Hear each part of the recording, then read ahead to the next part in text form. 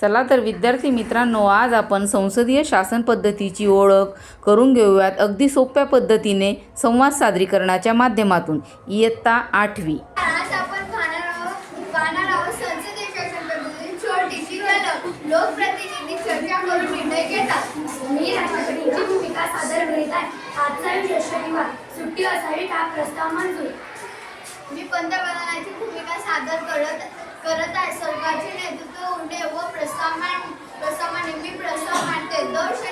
दर शनिवारी विद्यार्थ्यांना सुट्टी असावी. विद्यार्थ्यांना आराम व उपक्रमासाठी वेळ मिळेल. मी शिक्षण मंत्र्याची भूमिका सादर करीत आहे. होय, मी सहमत आहे. सुट्टीमुळे शालेय उपक्रमांना वेळ मिळेल. मी आरोग्य मंत्र्याची भूमिका सादर करीत आहे. विद्यार्थ्यांचा ताण कमी होईल, त्यामुळे शनिवारची सुट्टी आरोग्यासाठी उपयुक्त आहे. मी विरोधी पक्ष नेते. माझी भूमिका विरोधी मत मांडणे. मी विरोध करते. सुट्टीमुळे अभ्यासाचा वेळ कमी होईल, शिक्षकांचे वेळापत्रक बिघडेल. मी पंतप्रधानांच्या प्रस्तावास समर्थन देते. मला विरोधी पक्षाचा मुद्दा योग्य वाटतो.